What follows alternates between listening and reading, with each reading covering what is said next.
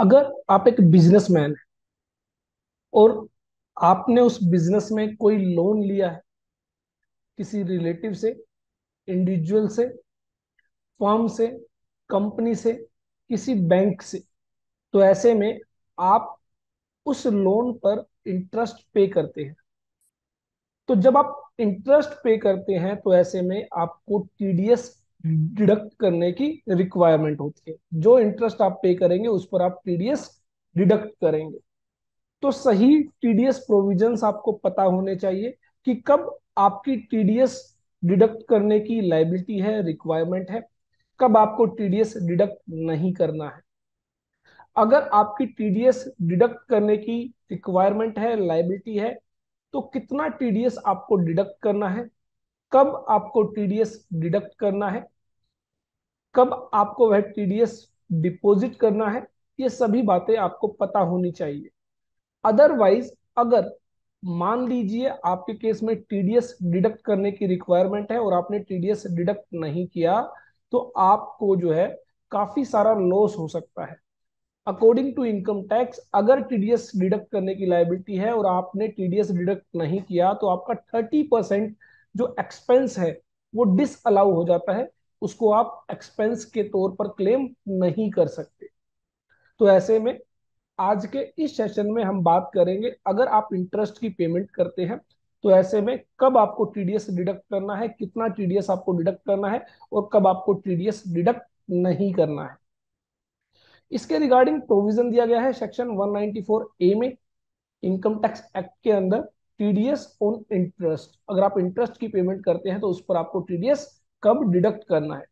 और यह जो इंटरेस्ट है, इंटरेस्ट ऑन सिक्योरिटीज के अलावा उस इंटरेस्ट की बात की गई है सेक्शन 194 ए में। इंटरेस्ट ऑन सिक्योरिटीज मींस जैसे डिबेंचर्स होते हैं, डिबेंचर्स पर आपको इंटरेस्ट मिलता है, वो इंटरेस्ट यहाँ पर कवर नहीं है। यहाँ पर बेसिकली वो इंटरेस्ट कवर है जो लोन एंड एडवांसेस के रिगार्डिंग दिया जा रहा है। तो इसके रिगार्डिंग कहा गया सेक्शन 194 ए में, कोई भी व्यक्ति अगर इंटरेस्ट की पेमेंट कर रहा है तो वो टीडीएस डिडक्ट करेगा। एनी पर्सन जो इंटरेस्ट पे कर रहा है वो क्या करेगा, at the time of payment और at the time of credit वो क्या करेगा, टीडीएस डिडक्ट करेगा।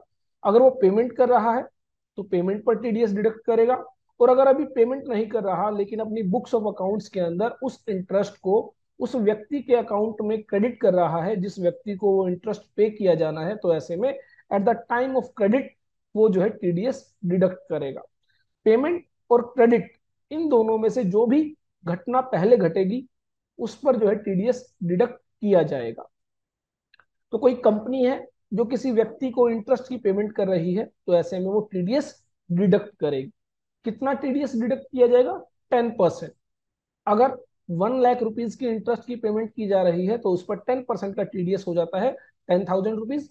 10,000 रुपीज का टीडीएस डिडक्ट होगा और 90,000 रुपीज की पेमेंट जो है उस व्यक्ति को कर दी जाएगी।